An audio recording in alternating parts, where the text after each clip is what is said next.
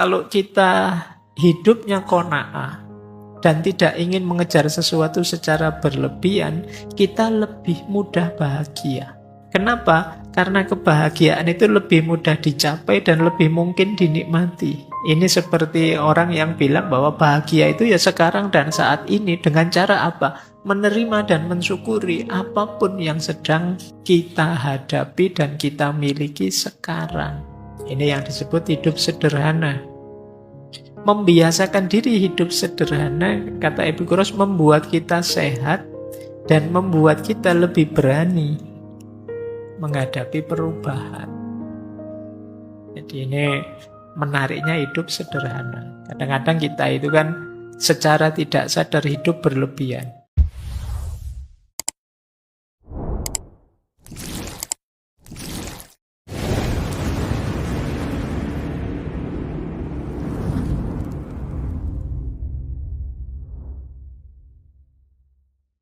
Assalamualaikum warahmatullahi wabarakatuh. Kesederhanaan. Sederhana dalam pikiran-pikirannya Epikuros itu mungkin setara kalau dalam agama dengan konsep qanaah. Qanaah itu merasa cukup dengan yang sekarang saya miliki. Yo, saya tidak kaya, tidak punya macam-macam banyak hal, tapi dengan yang saya miliki sekarang itu saya sudah bahagia. Kata Epikuros, kalau kita hidupnya qanaah dan tidak ingin mengejar sesuatu secara berlebihan, kita lebih mudah bahagia. Kenapa? Karena kebahagiaan itu lebih mudah dicapai dan lebih mungkin dinikmati. Ini seperti orang yang bilang bahwa bahagia itu ya sekarang dan saat ini. Dengan cara apa? Menerima dan mensyukuri apapun yang sedang kita hadapi dan kita miliki sekarang. Ini yang disebut hidup sederhana. Membiasakan diri hidup sederhana, kata Epikuros, membuat kita sehat dan membuat kita lebih berani menghadapi perubahan. Jadi ini menariknya hidup sederhana. Kadang-kadang kita itu kan secara tidak sadar hidup berlebihan. Hidup sederhana itu mungkin kita bisa kembali ke sesi dulu minimalisme. Kita itu kadang-kadang berlebihan. Loh, tambah banyak kepemilikan tentu saja kita tambah repot. Mengurusinya, merawatnya, menjaganya. Sehingga akhirnya kita sulit bahagia. Keinginan kita tidak ada batasnya. Jadi kalau kita tidak bisa qanaah, itu kan berarti kita ingin apa lagi. Itu problemnya kembali ke yang kedua tadi. Kita tidak bisa mengendalikan keinginan. Kita tidak mensyukuri yang tidak kita miliki, tapi digelisahkan oleh yang kita tidak mensyukuri yang kita miliki, digelisahkan oleh yang tidak kita miliki. Kata Epikuros, orang bodoh tidak puas dengan semua yang dimilikinya. Mereka menyusahkan hati dengan semua yang tidak dimilikinya. Kalau teman-teman sehari-harinya kok galau, mikir apa yang tidak teman-teman miliki, kata Epikuros ya ini, berarti teman-teman termasuk orang bodoh. Ada yang bisa kita nikmati karena sudah kita miliki, kita malah sibuk mencari yang tidak kita miliki. Wong kita sudah bisa senang, sudah bisa bahagia dengan yang kita miliki selama ini, masih mencari yang lain, yang tidak dimiliki. Yo, apalagi seperti ini kalau tidak disebut orang bodoh. Dilanjutkan oleh Epikuros, tidak mungkin ada kecukupan bagi orang yang menganggap cukup itu kurang. Bisa dipahami ya? Sebenarnya kalian sudah punya, tapi masih ingin lagi karena kepunyaan kalian anggap kurang, padahal sudah punya. Sudah ada, tapi kalian masih ingin ya. Kalau mentalmu seperti ini, ya tidak akan pernah ada kata cukup. Kalian sudah punya baju 20 di lemari. Itu pun tiap kali buka lemari, Pakai baju apa ya? Saya tidak punya baju. Lah terus yang satu lemari itu buat apa? Kalau kalian tidak bisa merasa cukup dengan yang kalian miliki, ya tidak akan kalian pernah bilang cukup. Ini kata Epikuros. Pokoknya ada banyak mental seperti ini dalam diri kita selama ini. Kita merasa kurang saja. Padahal sudah sangat cukup. Kata Epikuros lagi, kekayaan yang dibutuhkan oleh alam terbatas dan mudah diperoleh. Tapi kekayaan yang dibutuhkan oleh keinginan yang sia-sia meluas, tak terbatas. Kalau kita natural saja, memenuhi kebutuhan-kebutuhan dasar saja tadi, natural necessary tadi itu gampang. Kan orang sering nyindir kita, alah ayam saja bisa makan meskipun dia tidak mikir macam-macam, berangkat dapat makan terus pulang dapat makan. Binatang saja bisa begitu. Kok ada manusia yang sampai tidak bisa makan? Kenapa bisa begitu? Karena manusia tidak natural necessary tadi. Keinginannya macam-macam.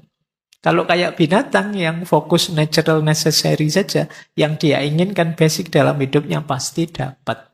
Sebenarnya kita juga pasti dapat kalau kita bisa mengklasifikasi kebutuhan kita. Baru ngelamar kerja itu pun sudah mikir pokoknya tahun depan saya harus sudah beli mobil, beli rumah, sudah menikah, sudah. Ya kamu stres sendiri. Pada akhirnya, kenapa? Keinginanmu tidak terkendali. Jadi padahal kalau kita yang alami saja, yang natural saja mudah. Yang sulit itu melayani keinginan kita. Perut kita itu tidak cerewet. Kalian isi nasi angkringan atau restoran mewah, dia terima kok. Apa dia pernah protes, ini angkringan balik kan tidak begitu. Dia bisa kita beri apa saja. Selera kita yang sering nawar. Keinginan kita yang sering protes. Jadi ini sindirannya Epikuros buat kita ya. Lanjut. Kata Epikuros, bukan kekurangan sebenarnya yang menyakitkan, tapi menanggung rasa iri yang timbul dari keinginan yang sia-sia. Kenapa harus diawali rasa iri? Ya karena biasanya keinginan kita jadi unnatural, tidak alami, juga unnecessary ketika kita melihat orang lain, membandingkan diri kita dengan orang lain. Sebenarnya yang kita miliki itu sudah cukup. Tapi kita merasa kurang karena melihat orang lain. Padahal orang lain itu bukan kita. Mungkin standar mereka beda dengan standar kita. Tapi karena kita melihat orang lain terus timbul rasa iri. Yang semurah cukup kita anggap kurang. Akhirnya kita merasa tersakiti oleh itu. Kalian merasa jadi orang yang lemah, jadi orang yang malang, jadi orang yang tidak punya apa-apa. Padahal tanpa kalian bandingkan dengan orang lain, sebenarnya kalian kan sudah bisa hidup nyaman dengan yang kalian miliki saat ini. Jadi, apa tidak boleh Pak? Kita kaya, ya boleh saja. Cuma kalau belum kaya, jangan membanding dengan orang lain yang menimbulkan rasa iri. Itu akan membuat kita sakit dan tidak mensyukuri yang kita miliki. Ini rumus ya, ini untuk agar kita bisa mengendalikan keinginan kita dan menerima apa yang sudah kita punya sekarang. Ini sumbernya ketenangan hidup. Karena temanya malam hari ini kan caranya hidup tenang. Lanjut. Cara yang keempat. Kata Epikuros, ya untuk hidup tenang adalah mari hidup dengan tanpa kecemasan. Yang biasanya kecemasan itu sumbernya pikiran kita. Kata Epikuros, manusia telah lama tertindas oleh rasa takut yang membabi buta. Takut apa saja. Nanti beliau banyak membahas tentang takut kematian. Kata Epikuros, lebih baik bagimu bebas dari rasa takut dengan berbaring di atas dipan. Lebih baik bagimu bebas dari rasa takut dengan berbaring di atas dipan daripada punya sofa emas dan meja mewah namun penuh dengan masalah. Kita hari ini banyak ketakutan-ketakutan yang tidak perlu. Antara lain karena banjir informasi yang menyerbu kita. Pikiran kita sekarang aneh-aneh. Batuk kayak gini terus mikir, jangan-jangan paru-paru saya. Jangan-jangan ini, kita sering begitu ya. Kenapa? Info dari Google, dari mana-mana. Ada banyak ketakutan yang tidak perlu. Ada ndak yang sekarang masih semester 1, tapi sudah khawatir, besok saya bisa ndak ya jadi suami yang baik. Saya ndak bisa masak, gimana ya nanti suami saya protes ndak ya, padahal masih semester 1. Ini yang disebut ketakutan yang tidak perlu. Dan kita sering mengalami ini, gimana kita bisa hidup tenang? Pikiran kita serba takut. Mau melakukan apa saja, pikiran kita mengarah ke yang negatifnya, terus takut. Mau naik motor, takut nanti jatuh. Mau ke kampus, takut nanti ketemu yang saya benci, yang kemarin nolak. Takut, macam-macam. Ada banyak ketakutan-ketakutan yang kata Epikuros tidak rasional. Bahkan ketakutan paling puncak kita yaitu takut mati. Ada kalimat menarik begini dari Epikuros. Kematian yang merupakan keburukan paling mengerikan, itu kan sebenarnya tidak berarti apa-apa bagi kita. Karena ketika kita ada, kematian tidak datang. Ketika kematian datang, ya kita sudah tidak ada. Wong sudah mati. Kita mau takut apa? Kata Epikuros, mengapa aku harus takut pada sesuatu yang hanya bisa ada jika aku tidak ada?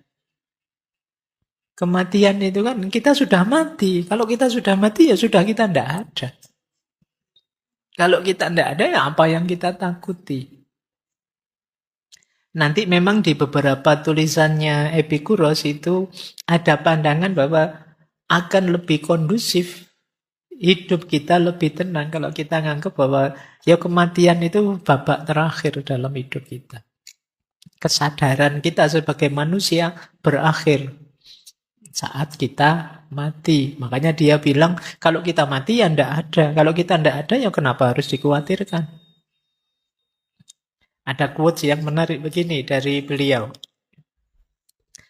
Aku tidak ada, aku ada, terus aku tidak ada, dan terakhir aku ndak peduli. Jadi ini lebih menenangkan. Aku tidak ada, ya dulu kan kita ndak ada.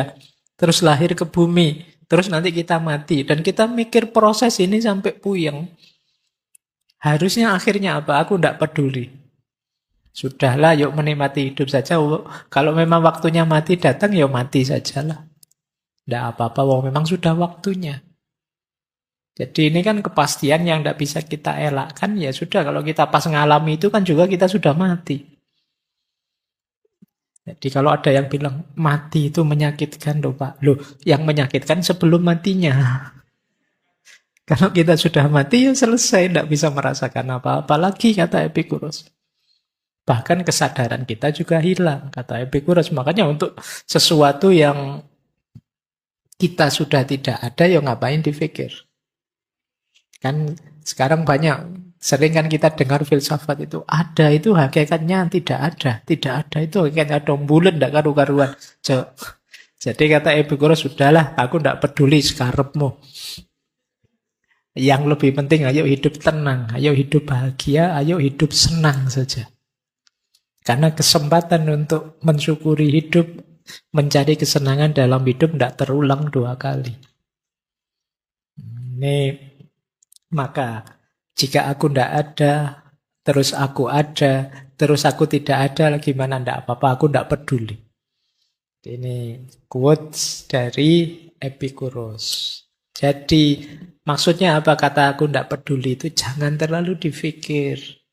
Seringkali kita hidup karena kecemasan-kecemasan yang tidak perlu. Ya kalau dipikir negatifnya saja, kalian bisa tidak ngapa-ngapain. Mau belajar filsafat nanti, wah jangan-jangan nanti sesat ya Pak. Ya wis. Gimana mau bisa sesat, wong paham saja tidak. Tenang saja, tidak apa-apa, aman. Jadi kita pikirannya negatif terus. Mau ke masjid saja kamu, wah nanti di masjid bisa masuk enggak ya? Jangan-jangan saya dilarang masuk ini. Saya auranya kan agak aura orang-orang enggak pernah sholat misalnya. Kalau pikiranmu itu aneh-aneh. Jadi kita sering sekali mikir terlalu jauh yang aneh-aneh tadi. Jadi ketakutan yang enggak ada alasannya. Baik, ya tentu saja akhirnya hidup kita tidak tenang. Ayo kita tenang. Kita tepis semua ketakutan-ketakutan kita. Biar hidup tenang. Ya memang hidup itu ada kesulitan, ada kegagalan, ada masalah, ada hal-hal yang tidak kita senangi. Tapi itu natural saja, alami saja.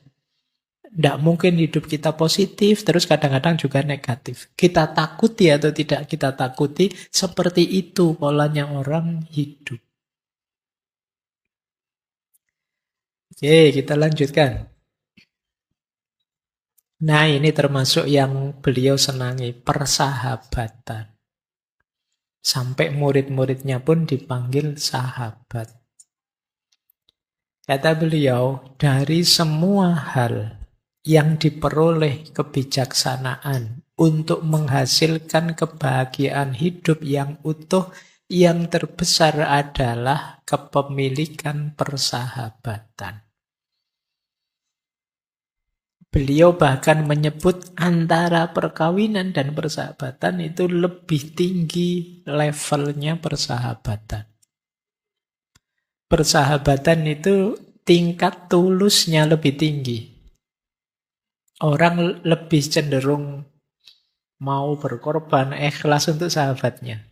Kalau dengan pasangan suami istri kadang-kadang masih ada pamrih-pamrihnya, masih ada harapan-harapan tertentu yang kalau tidak terpenuhi terus jadi masalah.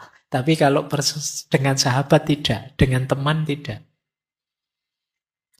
Kita kalau sama teman, kata Epicurus, mereka datang dan kita ngobrol ngalur ngidul bareng-bareng saja, itu sudah membahagiakan. Tanpa harus mereka bawa apa atau mereka menguntungkan kita apa, enggak. Maka kata beliau, sahabat itu posisinya lebih tinggi, termasuk dibandingkan ikatan pernikahan. Jadi tidak masalah kalau kalian nembak ditolak terus jawabannya kita sahabat saja ya. Ya. Itu berarti ingin level yang lebih tinggi.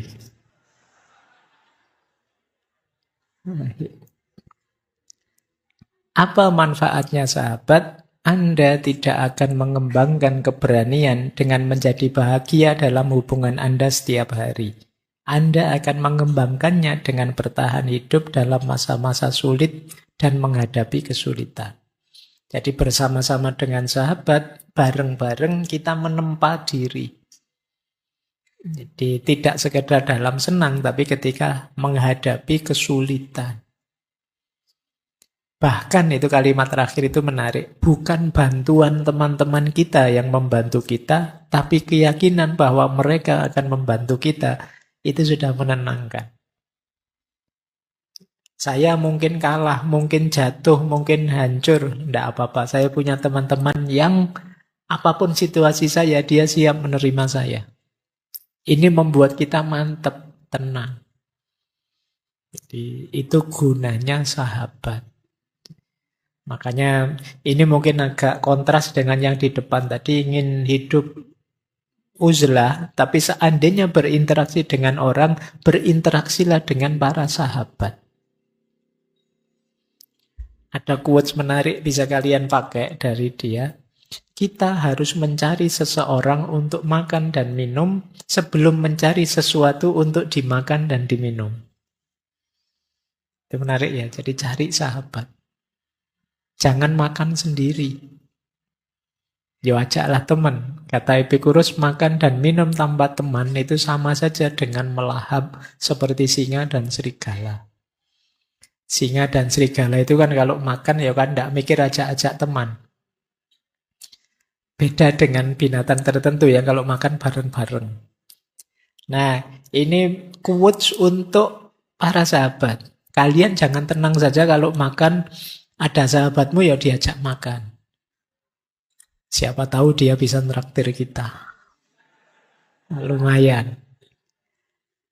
Jadi kalau dalam Islam itu kan ada cerita Nabi Ibrahim itu ya, yang beliau tidak pernah. Nabi Ibrahim itu makan sendirian. Kalau beliau mau makan kok pas sendirian, dia akan keluar rumah nyari orang yang bisa diajak makan bareng. Ini manfaatnya besar. Kalau kata Epicurus, karena sahabat dan teman inilah yang nanti membackup kita, mendukung kita, siap menerima kita apapun kondisi kita. Ya cirinya sahabat itu sebenarnya ya tidak perlu diperintah begitu, ya otomatis sudah. Kalau sama teman kok lagi nongkrong pengen makan kan, ayo makan. Ada ndak di sini yang lagi ngobrol-ngobrol pengen makan, terus nyari-nyari alasan sebentar ya saya ada urusan terus pergi makan sendiri. Berarti belum sahabat. Kalau sahabat itu mesti ngajak makan. Nah ini nanti setelah ini paling kalian waspada itu kalau ada temennya tiba-tiba bilang kamu sahabatku kan gitu. Nah, ya. Itu alamat itu sebentar lagi. Oke, ya paling sebentar lagi 100-100 ada kan ya itu. Baik. Oke, jadi persahabatan jadi kunci tenangnya hidup. Ketika kita sadar bahwa apapun yang terjadi akan ada orang yang mendukung kita akan merasa nyaman. Hidup rasanya lebih tenang. Karena kalau kita merasa sendirian itu juga kita insecure juga. Kalau nanti ngalami hal tertentu tidak ada yang mendukung, ya tidak ada yang menghibur, tidak ada yang membantu mencari solusi, juga hidup ini rasanya pahit. Kita lanjutkan. Nah, tadi yang kelima, ini sekarang yang keenam. Yang natural saja dalam hidup, jangan terdistraksi oleh kerumunan-kerumunan. Kata Epicurus, saya tidak pernah ingin menuruti kemauan orang banyak. Kenapa? Karena apa yang saya tahu mereka tidak setuju. Dan apa yang mereka setuju, saya tidak tahu. Ya karena orang banyak itu sulit. Kalau kita ingin menuruti orang banyak, yang satu bilang A, kita mau ke A, nanti yang lain bilang B. Ini kayak kemarin kita di herd mentality. Jadi mari kita penuhi saja keinginan kita, yo mungkin sambil didukung, sambil bekerja sama dengan para sahabat kita tadi. Tanpa harus kemudian kita berpretensi untuk menuruti kemauannya semua orang. Karena itu tidak mungkin. Teman-teman akan kelelahan kalau tiap hari gaya hidupmu adalah jangan sampai ada orang ngeritik saya. Atau saya harus memuaskan semua orang.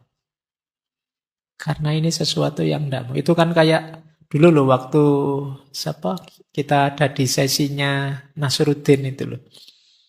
Yang dia sama anaknya naik keledai. Itu kan terus jadi pontang-ponting dia karena mendengarkan orang yang suaranya beda-beda. Waktu dia keluar rumah, Nasruddin di atas keledai, anaknya di bawah. Terus orang komentar, Orang tua kok tidak tahu diri. Anaknya disuruh jalan, dia enak-enakan naik keledai. Bingung dia. Terus anaknya yang disuruh naik. Orang ganti komentar, anak durhaka. Dia di atas keledai, orang tuanya dibiarkan jalan. Itu bingung. Nanti akhirnya sudahlah nak, kita naiki berdua saja. Orang komentar, keledai sekecil itu kok dinaiki berdua. Nggak mikir apa ya? Susah lagi. Akhirnya dua-duanya turun. Dituntun saja nak keledainya. Orang juga komen, bawa keledai kok ya dua-duanya jalan kaki, kok bodoh banget. Susah. Akhirnya sudahlah nak, ayo keledainya digotong aja berdua. Itu kalau kalian mendengarkan komentarnya orang. Hari ini kan kita sering digelisahkan itu. Kalian mungkin posting apa, terus orang komentar aneh-aneh banyak sekali. Ada saatnya terserahlah orang mau komen apa, yang penting menurut saya ini baik. Karena kadang yang komen juga iseng saja kok. Ngapain kita ambil hati sedalam itu? Nah, bagian dari ketenangan hidup adalah kita menyadari momen ini. Jadi biasa saja, natural saja. Jangan terdistraksi oleh kerumunan. Kata Epicurus, jika kamu membentuk hidupmu sesuai dengan kodrat hidup yang alami saja, maka kamu tidak akan pernah miskin. Tapi jika kamu mengikuti pendapat orang lain, kamu tidak akan pernah kaya. Karena kamu akan kerepotan sekali melayani mereka semua. Ini rumus ya, pokoknya ini rumus-rumus hidup tenang. Ini rumus yang ke-6. Sekarang rumus yang ke-7. Setiap orang pasti punya prinsip, punya nilai. Maka di antara sumber tenangnya hidup adalah kita mampu menegakkan nilai-nilai atau prinsip-prinsip hidup kita. Kok kita punya idealisme dan belum mampu menegakkannya, itu hidup kita belum tenang. Orang tenang itu kalau ada nilai ya mampu menjalankannya. Kayak kalian misalnya yang muslim ya meyakini sholat itu wajib. Maka ketika kalian bisa menjalankan sholat sudah tenang. Kalau belum mampu menjalankan sholat, kalian masih gelisah. Maka ketenanganmu antara lain terjadi kalau kalian bisa menegakkan nilai hidupmu. Mungkin kalian punya nilai kejujuran. Begitu kalian bohong, pasti kalian tidak tenang. Karena nabrak dengan nilai yang kalian yakini. Jadi ketenangan itu akan lahir sesuai dengan kesungguhan kita menegakkan nilai. Makanya ini tadi yang quote sempat kita kutip itu loh. Tidak mungkin hidup senang tanpa bijaksana, baik, dan adil. Dan tidak mungkin hidup bijaksana, baik, dan adil tanpa hidup yang senang. Jadi kesenangan, ketenangan itu bersyarat penegakan prinsip dan nilai. Beliau juga punya quotes begini. Kesenangan itu tidak jahat. Tapi cara menghasilkan sebagian kesenangan itu ada yang mengakibatkan masalah yang besarnya berlipat-lipat daripada kesenangan yang diperoleh.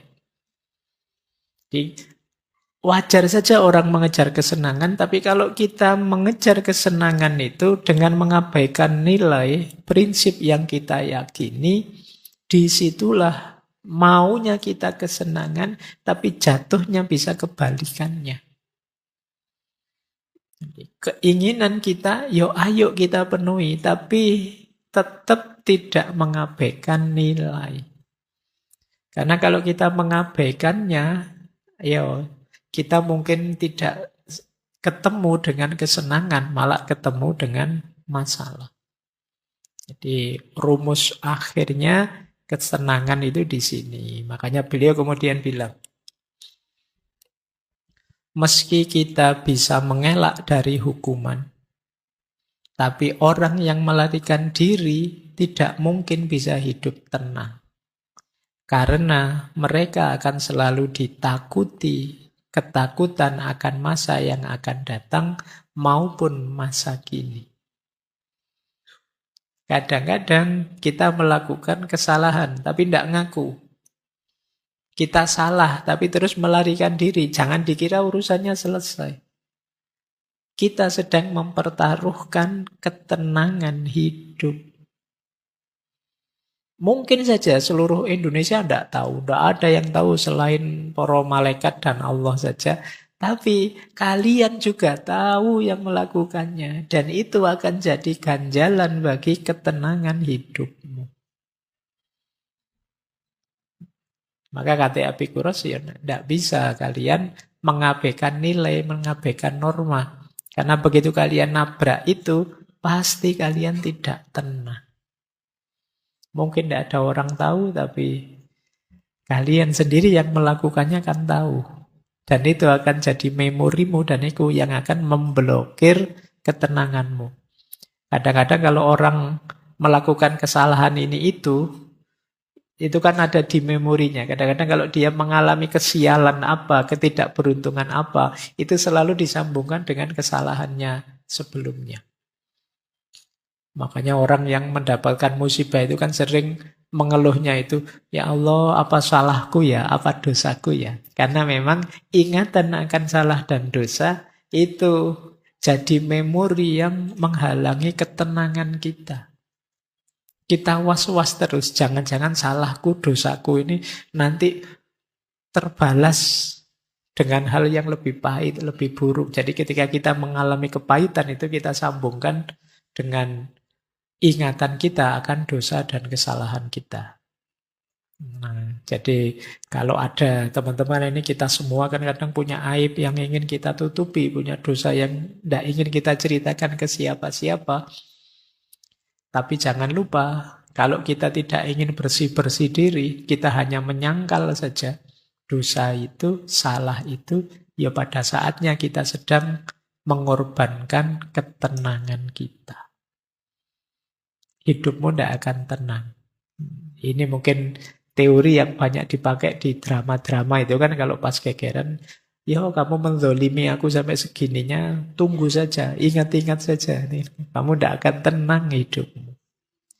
Karena memang kesalahan dan dosa itu membuat kita tidak nyaman dan tidak tenang. Gaya hidup hedon versi Epikuros itu tidak seperti bayangan kita yang orang hanya nyari senang saja, melampiaskan hasrat dan hawa nafsu saja. Ternyata ada banyak rumus biar ketika kesenangan kita dapatkan, ketenangan juga mengikutinya.